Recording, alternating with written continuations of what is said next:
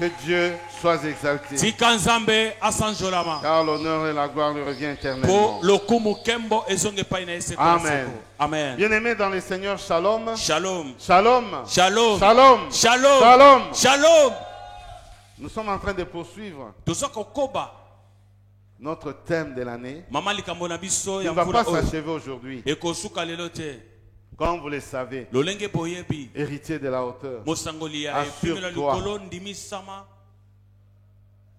assure, héritier de la hauteur, héritier de la hauteur, assure-toi de ta marche vers ta véritable destinée.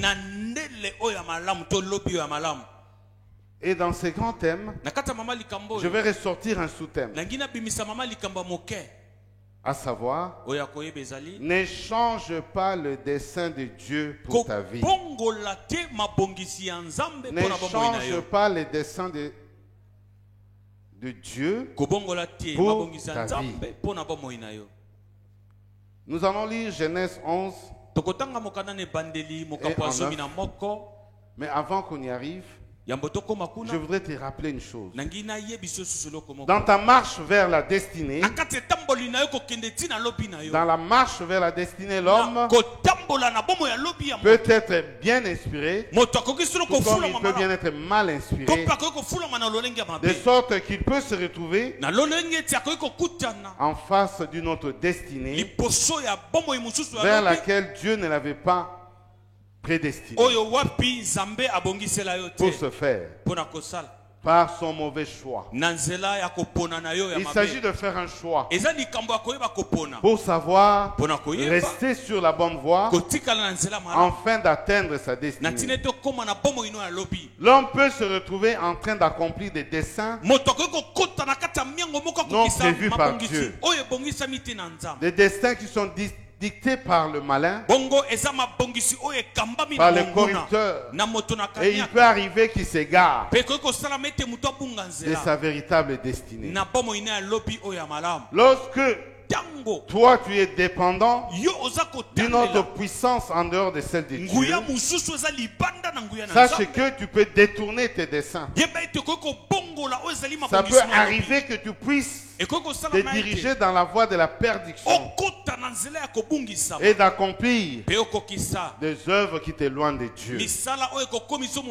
Mais j'aimerais parler à une personne que toi, en toi, il y a quelque chose qui doit te pousser à demeurer sur ta véritable destinée. Car les desseins de Dieu doivent s'accomplir dans ta vie. C'est comme ça que dans Jérémie 29:11, comme nous avons toujours lu, Jérémie 29:11, Dieu qui dit, je connais tes projets, les projets que j'ai formés pour toi, dit l'Éternel, les projets de paix et non de malheur, afin de vous donner un avenir et de l'espérance. Je parle à une personne que Dieu veut te donner de l'avenir. Dieu veut que toi tu marches sur une voie qu'on appelle espérance. Parce qu'il connaît très bien les projets qu'il a fait pour toi.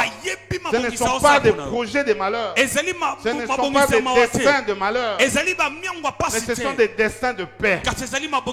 Mais Dieu veut que toi, tu puisses avoir un meilleur avenir. Dis ceci. Moi, je vais marcher vers un meilleur avenir. Dis ceci, moi, je vais marcher sur la voie de l'espérance. C'est Dieu qui le veut. Tout ce qui te reste à faire, c'est de te ressaisir et de te rendre compte que tu dois faire un choix. Le choix, c'est de demeurer sur cette voie qui va te conduire vers un bon avenir, vers de l'espérance. Ne change pas ta destinée. Car Ésaïe 25, 1 dit ceci: les desseins de Dieu conçus à l'avance s'accomplissent fidèlement. Dieu qui a un projet de bonheur, sache-le très bien que ce projet-là, tant que toi tu t'assures de ta marche et que tu restes sur la meilleure voie au travers de ton choix, ce dessein-là va s'accomplir fidèlement selon la volonté de Dieu. Je croyais que tu allais acclamer pour les Seigneurs. Dieu veut assurer une personne un avenir meilleur, comme je l'ai dit, et de l'espérance. Ce projet de bonheur, de paix, Dieu aimerait que toi, tu y mettes ta contribution afin que cette démarche devienne une réalité. Le problème, Dieu veut que tu participes dans cette démarche. Quelle est ta contribution? Celle-là consiste dans le choix que tu vas faire. Ne choisis pas d'autres desseins qui conduisent à la mort, mais choisis le chemin qui conduit à la vie, celle qui conduit à l'arbre de vie. Ton choix est important dans cette histoire. Décide-toi de demeurer dans la voie de la crainte de Dieu, de la sanctification. Tu verras s'accomplir les desseins que Dieu a prévus pour toi. Je vais parler à une personne. Dieu est fidèle. Dieu reste toujours fidèle. Mais il s'avère que l'homme ne l'est toujours pas. Parce qu'il fait un mauvais choix. D'une manière ou d'une autre. Dieu veut que toi tu marches sur le chemin qu'on appelle champ de Dieu, terre promise, étendue de gloire, terrain de grâce, terrain de miséricorde, terrain de bénédiction. Dieu veut que toi tu restes sur ce chemin, sur le champ d'action où lui il a le pouvoir de pouvoir t'encadrer et de t'orienter. N'échappe pas. Ta décision, elle est importante. Et tout dépend de ça. Je veux dire, dans l'histoire de la Bible, il y a des hommes, il y a des femmes qui ont changé leur dessein à cause de leur mauvais choix. Il y a eu des gens qui ont pris notre destination qui n'était pas la leur. Tout simplement parce qu'ils n'ont pas compris que Dieu veut que nous puissions marcher dans sa crainte. Des exemples existent. Aujourd'hui, c'est une réalité. Ton avenir dépend de ton choix. Si tu fais un bon choix, tu verras la gloire de Dieu. Si tu fais un mauvais choix, tu verras la colère de Dieu. Tout dépend de toi. C'est pourquoi je te rappelle, bien-aimé, ce matin, que toi, tu dois être participatif dans cette décision et que tu dois quitter le chemin de la distraction. Le chemin que tu as choisi, c'est un chemin qui n'amène pas vers la porte de brebis, mais qui amène vers la porte des brigands. Il est vivant. Il est ressuscité. Qui? Jésus. Tu risques d'inviter des mauvais locataires dans ta vie. Des locataires indésirables. Tu les amènes dans ta vie par le choix que tu as fait. Je vais dire à une personne que nous allons lire en Genèse 11, 1 à 9 pour que moi et toi, nous ne puissions pas changer les desseins de Dieu pour notre vie. Ne change pas les projets de Dieu pour toi à cause du choix que tu as fait. Nous allons acclamer pour le Seigneur. Et je vais demander à un véritable adorateur de se mettre debout et nous lisons Genèse 11, versets 1 à 9. Nous lisons au nom de Jésus-Christ. Amen. À cette époque-là, tous les hommes parlaient la même langue et tenaient le même langage. Lors de leur migration depuis le soleil levant, ils découvrirent une vaste plaine dans le pays des Shinéars et ils s'y établirent. Ils se dirent les uns aux autres, allons, moulons de briques et cuisons-les au four. Ainsi, ils employèrent les briques comme pierre et les bitumes leur servit de mortier. Et ils dirent, allons, construisons-nous une ville et une tour dont le sommet atteindra jusqu'au ciel. Alors, notre nom deviendra célèbre et nous ne serons pas disséminés sur l'ensemble de la terre. L'Éternel descendit du ciel pour voir la ville et la tour que les hommes construisaient. Alors il dit, voici qu'ils forment un seul peuple parlant tous la même langue. Et c'est là ce qu'ils ont entrepris de faire. Et maintenant, quels que soient les projets qu'ils concevront, rien ne les empêchera de les réaliser. Eh bien, descendons et brouillons leur langage pour qu'ils ne se comprennent plus entre eux. Et l'Éternel les dissémina loin de là sur toute la terre. Ils cessèrent donc la construction de la ville. C'est pourquoi on l'appela Babel. Parce que là, l'Éternel avait confondu le langage des hommes de toute la terre. Et c'est à partir de là qu'il les dispersa sur toute la terre. Parole du Seigneur. Que Dieu vous bénisse. Bien-aimés, ceci constitue un cas parmi tant d'autres où l'homme a fait changer sa destinée, a fait changer les desseins que Dieu avait prévus pour lui à cause de sa marche. Il a fait un faux pas. Et le faux pas l'a coûté pour toute ta vie. Tu peux faire un faux pas. Et cela peut être malheureux.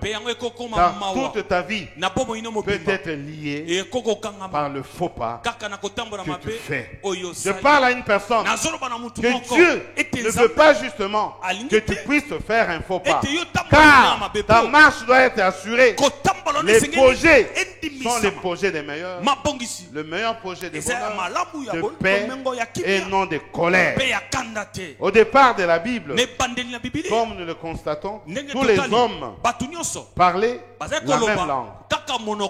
Amen. Et ils tenaient le même langage. Il y avait la compréhension. Tout le monde se comprenait. Il y avait l'unité. Tout le monde était ensemble. Les hommes, malheureusement, ils ont changé les desseins de Dieu en les poussant à prendre d'autres décisions par leur comportement, par leur attitude, par leur marche qui n'était plus intègre envers Dieu. Comme la Bible dit, ils ont découvert cette plaine dans le pays des Shinéars et ils s'y établissent. Lorsqu'on entre en profondeur pour comprendre ce que cela veut dire, le pays des Shinéars, en fait, est en train d'être, on peut l'appeler Babylone. Alléluia. Amen. Il est vivant. Il est ressuscité. Jésus. Ce pays-là, en fait, c'est Babylone. Rendez-vous compte. L'humanité venait de subir un jugement. Et le jugement, c'était le déluge. Dieu avait détruit la terre à cause de l'homme, à cause de sa marche imparfaite, à cause de ses choix perfides. Dieu avait détruit le monde. Et l'homme était pratiquement conservé par la grâce de Dieu au travers de Noé, qui avait fait le plaisir de Dieu dans l'arche avec un certain nombre d'animaux. L'événement étant passé, les hommes se sont dispersés. Ils se sont dispersés à partir de Harara, d'où était bloqué ou stoppé l'arche. La vie a commencé à se répandre, mais l'homme n'avait pas tiré la leçon. Alléluia. Amen. Il est vivant. Il est ressuscité. Jésus reste Dieu. Amen. Amen. Dieu est fidèle à ses décisions. L'homme qui venait de vivre le déluge a préféré ne pas continuer dans la marche que Dieu lui a montré. Il a préféré poursuivre le mauvais chemin. C'est comme ça, dans cette ambiance, le peuple s'est rassemblé à Babylone et il commençait à construire la ville et une tour. Mais le problème, dans cette construction-là, l'homme a fait avec un objectif. L'objectif que l'homme visait, c'est de se faire un nom en dehors de Dieu. C'est de se faire connaître en dehors de la voie de Dieu. C'est de construire quelque chose qui devait se ressembler à Dieu. L'homme voulait faire quelque chose en dehors de Dieu pour montrer que lui aussi avait toutes les potentialités de pouvoir s'équilibrer et de devenir Dieu. C'est là où le problème se pose. Peuple de Dieu, chaque fois que nous sommes en dehors de la voie de Dieu, nous attirons la colère de Dieu. Et Dieu agit toujours. Alléluia. Et lorsqu'il agit, c'est pour punir. Les hommes avaient perdu leur sens. Ils ont fait des actes qui ont poussé Dieu à descendre. Non pas pour le bénir, mais pour le punir. Je parle à une personne. Ne fais pas descendre Dieu dans ta vie comme un juge afin de te punir. Et non comme un père en train de te bénir. Beaucoup d'entre nous attirons la colère de Dieu par notre choix et nous changeons les desseins. Je parle à une personne. C'est comme l'homme et le frère a dit. Nous rappelons cela chaque fois. Ne vis pas sur la routine. Ne dis pas que j'ai toujours bien commencé et je terminerai bien ma vie dans la routine. Alléluia. Amen. Il est vivant. Il est ressuscité. Qui? Jésus.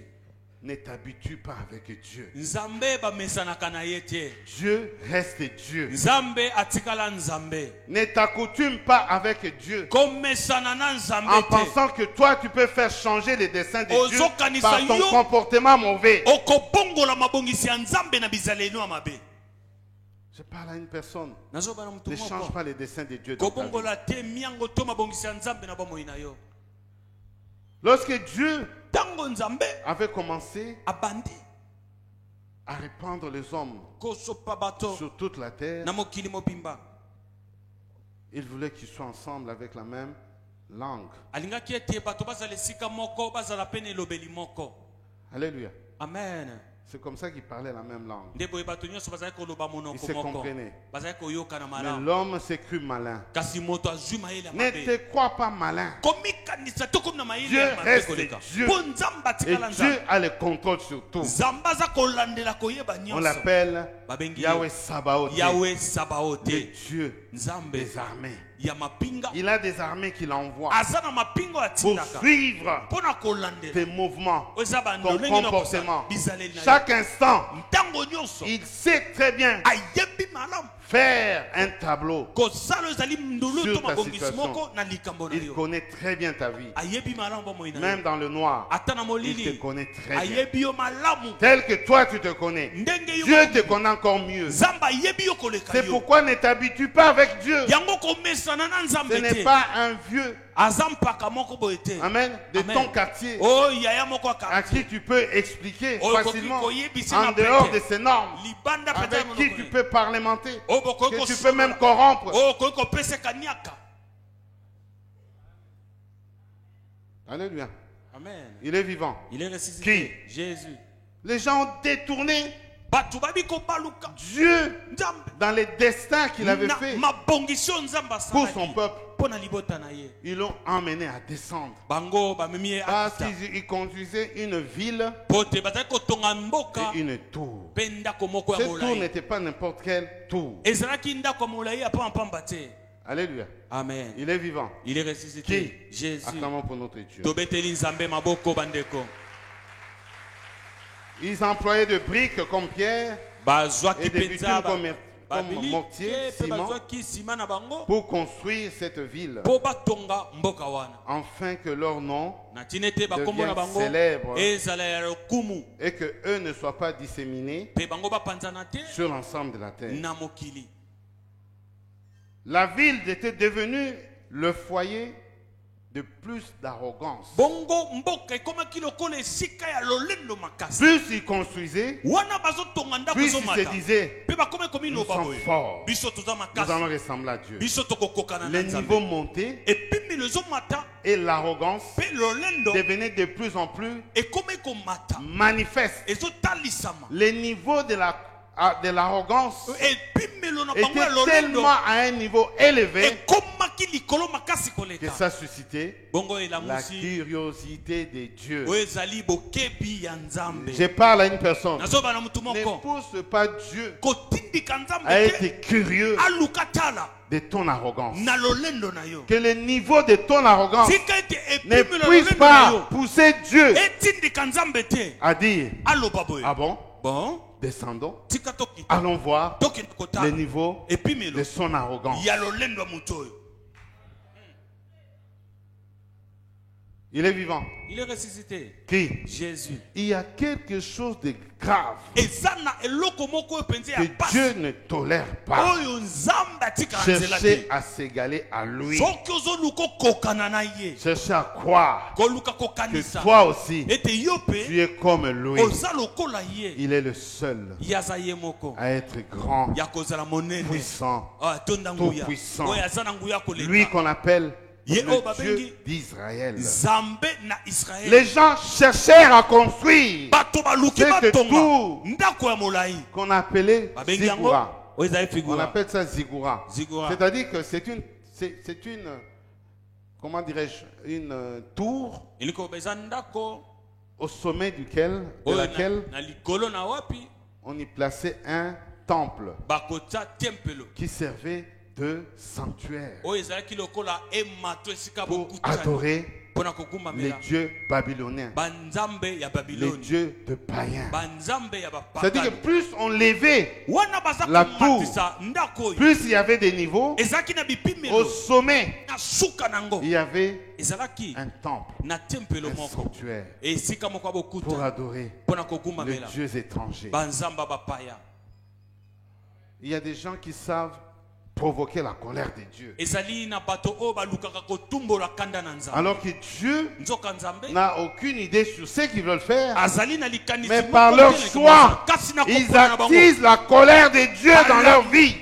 Ils réveillent la colère de Dieu dans leur vie par leur arrogance, par leur têtutesse, par leur orgueil de célébrer des dieux étrangers que Dieu ne veut même pas voir à ses propres yeux. Dieu est tout puissant. Ne pose jamais un geste d'arrogance pour te prononcer, pour te proclamer Dieu. Sache que Dieu te fera la surprise pour que tu comprennes que tu es un homme. Combien d'hommes se sont fait appeler Dieu? Où sont-ils? Disparus dans la poussière. Il y en a même un dont je parle qui a dit que moi je vais faire ce que Christ a fait. Je vais monter. Il a commencé à construire son arrogance. Dieu le regarde. Il dit bon, laisse-le faire. La personne était en train de monter. Dieu dit, armée que j'appelle pesanteur. Dieu dit, pesanteur. Je t'avais donné des limites. Je te donne une autre limite. Pour cet homme-là. Limite supérieure. 10 mètres. Cet homme, dans son arrogance, a continué à monter. Il dit maintenant, je m'égale à Dieu. Je suis Dieu. Adorez-moi. Et les gens commencent à adorer. Voilà, il est en train de monter. 8 mètres, 9 mètres. Quand il arrive à 10 mètres, les armées de Dieu ont répondu à l'ordre suprême de Dieu de stopper l'ascension de cet homme. Il n'y avait plus une autre loi en dehors de la loi divine. Parce que dans cette espèce-là, c'est Dieu seul qui devait parler. Écoute, si Dieu est contre toi, qui sera pour toi? Si Dieu est pour toi, qui sera contre toi? Si Dieu est pour ton mariage, qui sera contre ton mariage? Si Dieu est pour ton élévation, qui sera contre ton élévation? Mais si Dieu est contre ton élévation, parce que tu construis cette élévation par ton arrogance, qui sera pour toi? Peuple de Dieu, il y a quelque chose qui retient l'homme d'avancer dans sa vie. À tel enseigne que toi-même tu deviens destructeur de ta propre vie. Autrement dit, tu deviens sorcier de ta vie. Parce que tu as laissé la parcelle à l'arrogance, à l'orgueil. Dieu regarde, il dit, cet homme, si je le bénis, les gens ne vont plus respirer dans l'église. Si je le bénis, les gens ne vont même plus ouvrir leur bouche. Les gens ne vont même plus parler. Parce que tu es arrogant. Tu es en train de freiner tes desseins. Parce que Dieu n'autorisera pas ton élévation. Parce que ça risque de t'amener à ta perte.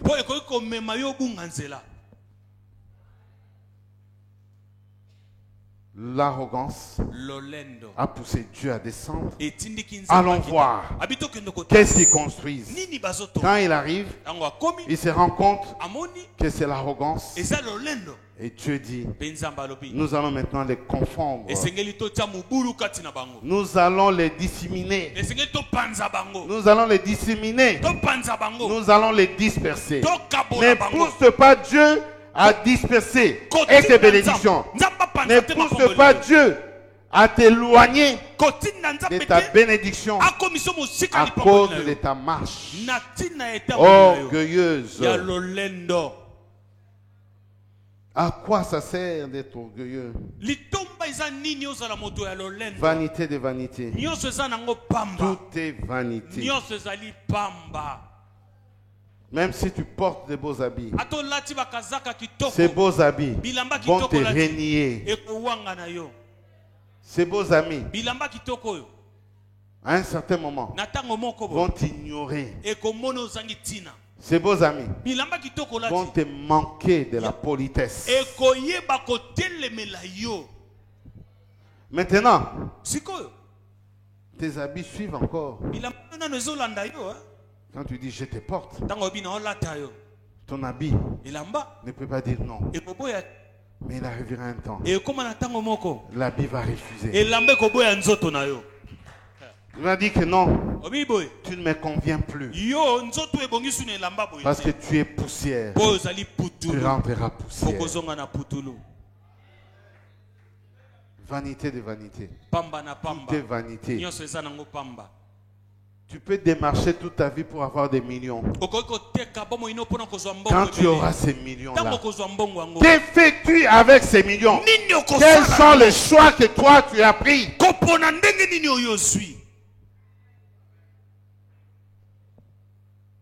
L'homme qui était très béni, Salomon, Plus que sage. Il a fini par dire, vanité de vanité. Tout est vanité. Peuple de Dieu, tu es sur la bonne marche. C'est de l'avoir choisi, Jésus-Christ, comme Seigneur et Sauveur. Continue ainsi.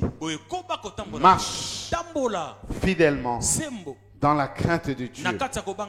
Sachez que ton élévation dépend de Jésus-Christ. Ne vis pas en dehors de Christ pour chercher à avoir une élévation faite par la poussée humaine. La poussée humaine s'accompagne de l'orgueil. Tu vas oublier que tu es un homme. Tu vas croire que tu es Dieu. Les Babyloniens ont construit une ville où il y avait des tours. Sur les tours, des sanctuaires très élevés au sommet pour déplaire à Dieu. Ne faisons pas descendre Dieu du ciel afin de constater nos péchés. Tes péchés ont atteint leur apogée. Les péchés ont atteint leur quota, comme je l'avais dit. Il n'y a plus de place pour que les péchés puissent encore évoluer. Les péchés sont fatigués que tu puisses les commettre. Tu en as commis de tout genre. Qu'est-ce que tu n'as jamais commis? Tu as tout commis. Il n'y a plus de place pour le péché. Cède maintenant. L'arrogance du péché, ça va te conduire à la mort. Alléluia. Amen. Il est vivant. Il est ressuscité. Qui? Jésus. Acclamons pour notre Dieu.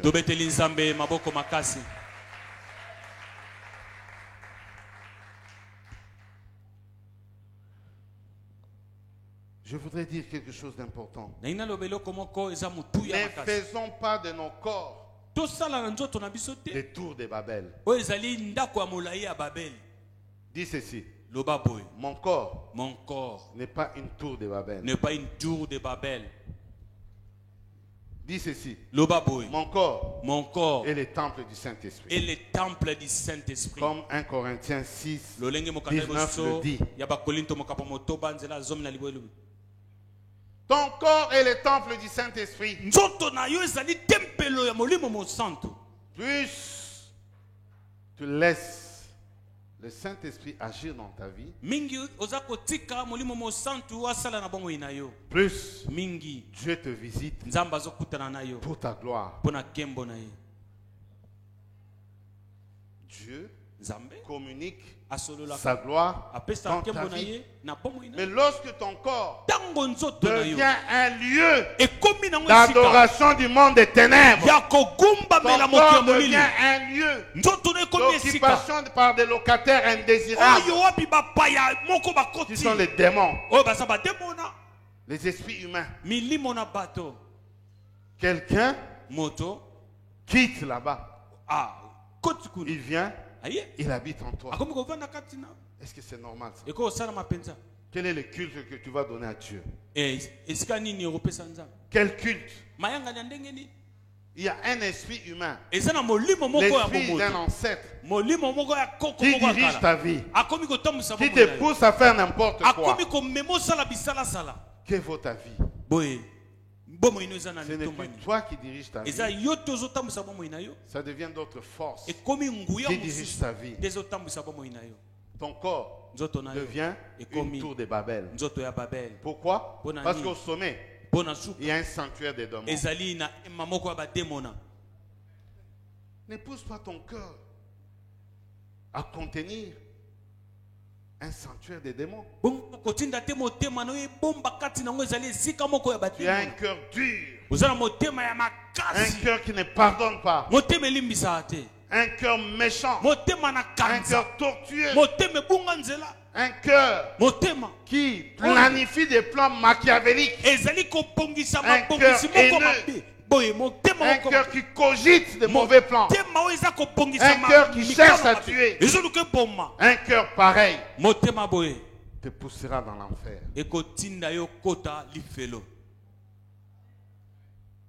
Parce que du jour au jour, il y a quelque chose qui va croître dans le monde. Et le mal deviendra tellement grand que le Seigneur va descendre pour voir à quoi ressemble ton cœur.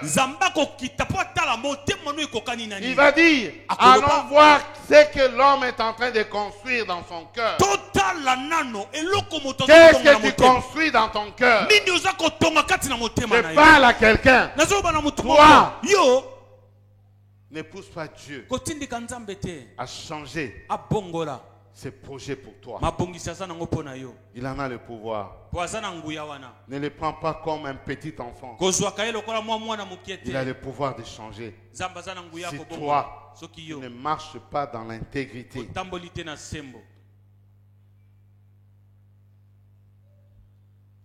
ne change pas ta destinée. Sache que la confusion risque d'être dans ta vie la nourriture quotidienne. Je croyais qu'il y a quelqu'un qui allait dire Amen. Amen. Je croyais que tu allais dire Amen. Amen. Lorsque Dieu sent qu'il y a un risque, il y a un danger, que toi, tu continues à monter, il va mettre des mécanismes pour que toi, tu fasses des chutes libres quotidiennes. De manière quotidienne. Alléluia. Amen. Il est vivant. Il est ressuscité. Qui? Jésus. Nous ne construirons pas des tours de Babel dans cette église étagère. Les desseins du monde des ténèbres ne se réaliseront pas dans cette église. Dis ceci, les desseins de sorciers ne se réaliseront pas dans notre cœur. Dis ceci, les programmes de sorciers ne se réaliseront pas dans ma vie. Alléluia. Amen. Il est vivant. Il est ressuscité. Qui? Jésus. Acclamons pour notre Dieu.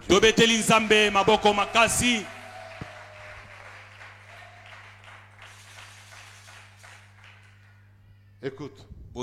Dieu a prévu de disperser tous tes ennemis parce qu'ils ont construit une forteresse. Et cette forteresse attire la colère de Dieu. Et ce qui fait que Dieu est descendu pour voir quelle est la hauteur, quel est le niveau de pouvoir, le niveau de puissance de la forteresse que les ténèbres est en train de tenter de construire contre ta vie. Il n'y a rien qui ne puisse nous atteindre si le Seigneur ne peut le permettre. C'est lui qui dit les derniers mots dans notre vie. Il est le commencement et il est la fin. C'est lui le véritable décideur qui défend notre cause. Laisse-moi te dire, toi tu n'appartiens pas au diable. Sa tour, la tour de Babel, n'a pas de pouvoir sur toi. Toi tu appartiens à Dieu. En toi, il y a un sanctuaire d'adoration.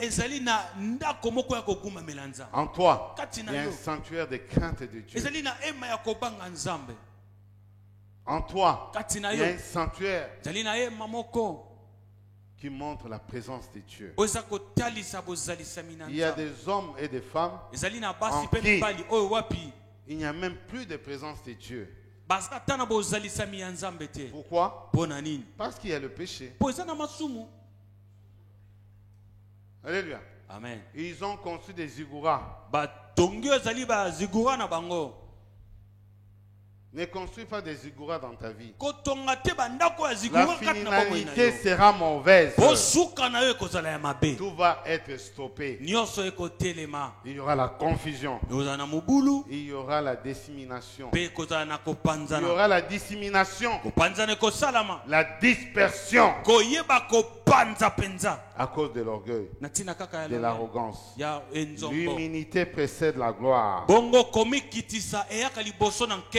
Dieu résiste aux orgueilleux. Mais il fait grâce aux humbles.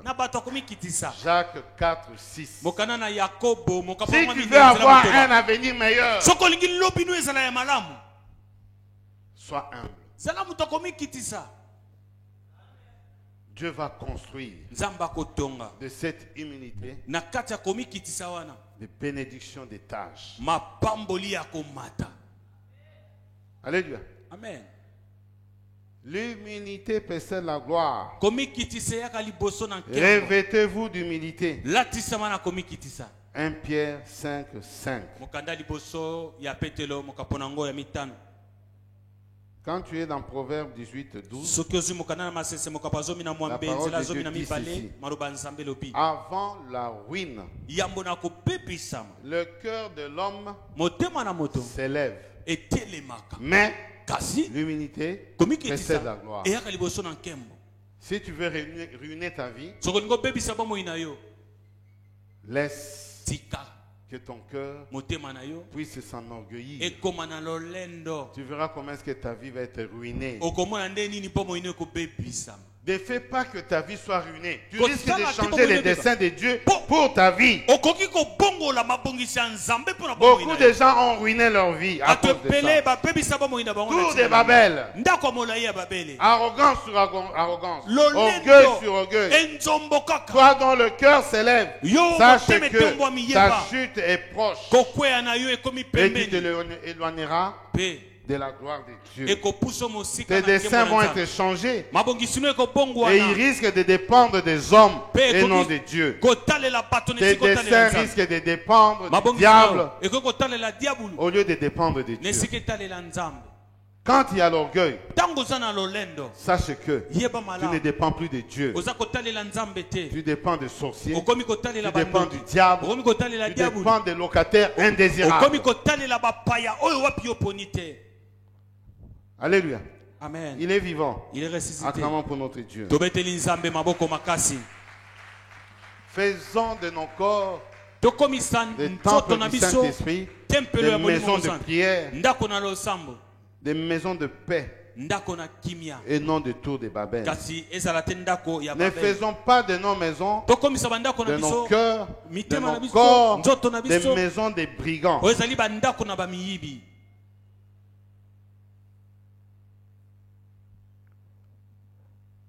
Psaume 2, 4 dit ceci.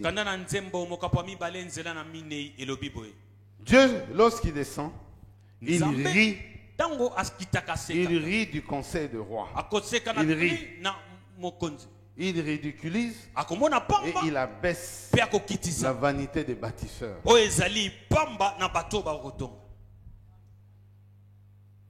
Ne faites pas descendre Dieu pour qu'il rit et qu'il se moque de la vanité des bâtisseurs. Quand il se moque, cela veut dire quoi? Quand il ridiculise, cela veut dire quoi? Il abaisse. Descendons et confondons leur langage.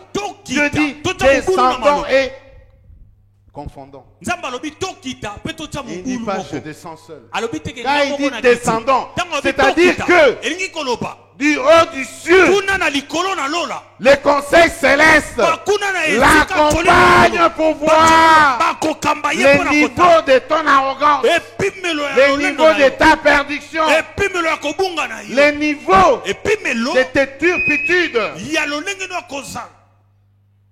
Le niveau de tes turpitudes ont atteint leur apogée. Tu as épuisé le quota. Ne pousse pas Dieu à descendre avec ses armées pour constater des mauvaises manœuvres. Tu risques d'être ridiculisé par Dieu et Dieu va rire car c'est un grand metteur en scène. C'est comme ça qu'il a fait pour certains grands hommes de Dieu. Quand ils ont exagéré, même pour certains hommes dans ce monde, Quand ils ont exagéré, Dieu est descendu. Il a rigolé. Il a dit, haha. Il y a une équation que toi tu ne maîtrises pas. Cette équation-là, c'est l'équation céleste que moi j'ai établie. Cette équation-là, elle confond ceux qui s'estiment le plus grand. Elle confond le monde des ténèbres. Elle confond le diable qui ne se retrouve pas. Il devient confus et honteux. Quand il utilise son équation céleste, il n'y a que lui seul qui a la solution. Ne pousse pas Dieu à utiliser des équations célestes contre ta vie. Même si tu utilises des intégrales, sache que tu n'auras pas de solution.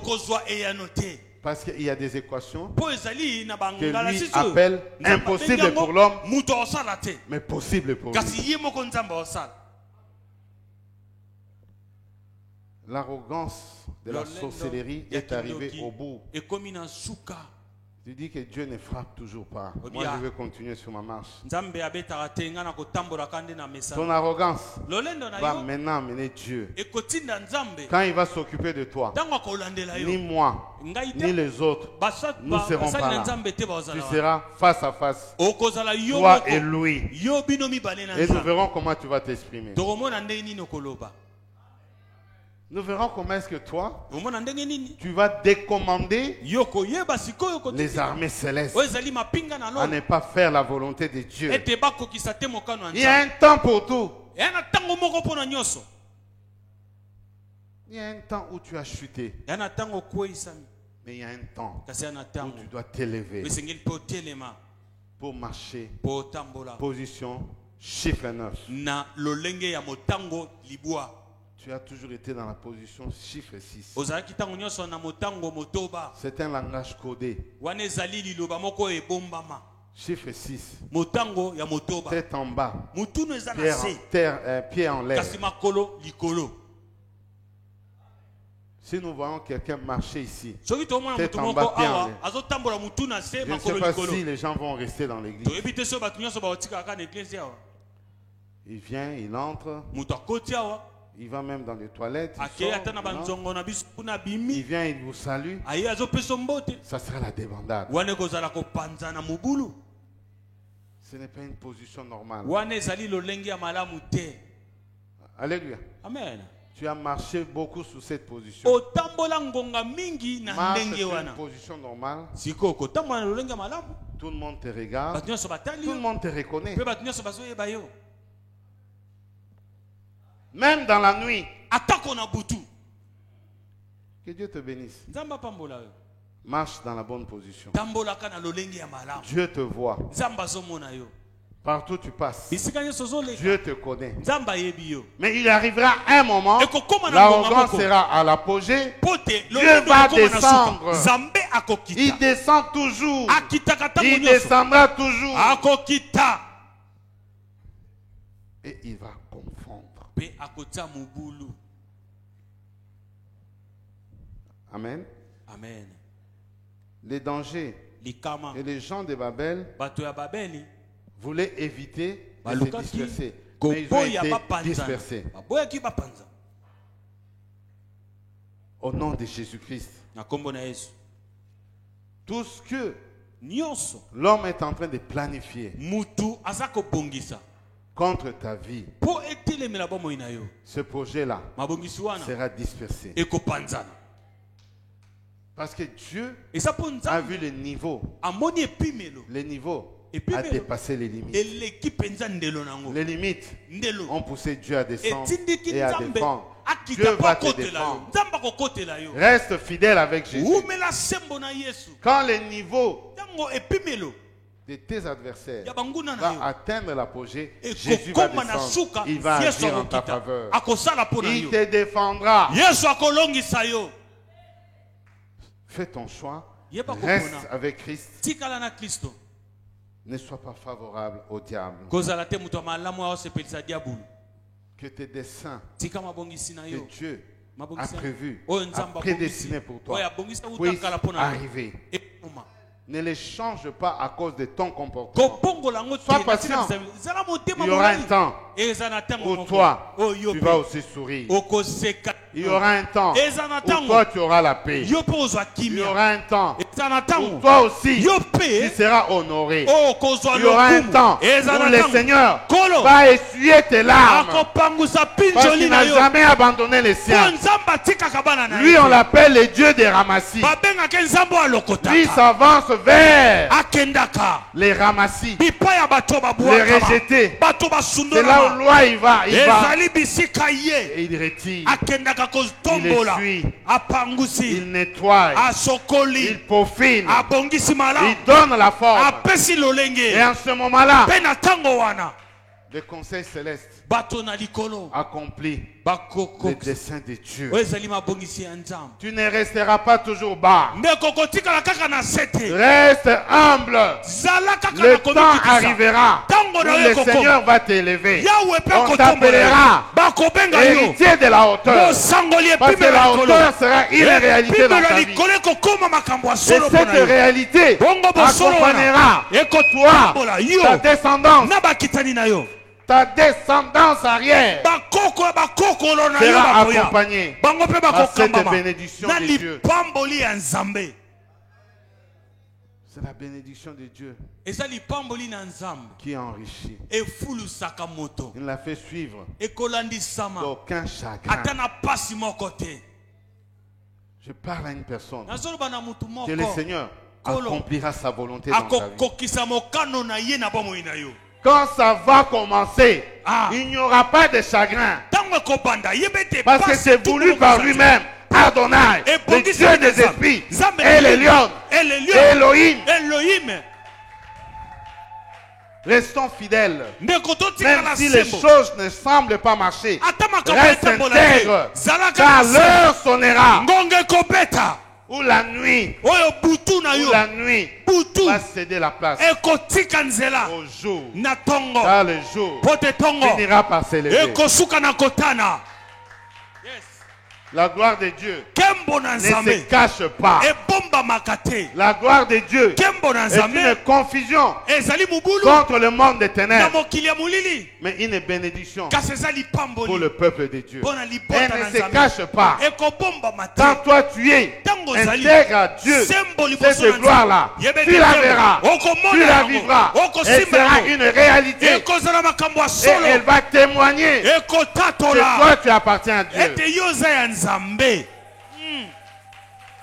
Même si le monde a décidé, même si le monde a déclaré, même si les ordonnances ont été signées, il y a des ordonnances célestes qui sont redoutables. Quand ces ordonnances sont signées, le Dieu atteste, la terre constate et le monde témoigne que toi tu appartiens à celui qu'on appelle El Elyon. Les ordonnances de El Elyon vont être signées et le monde va constater que toi tu es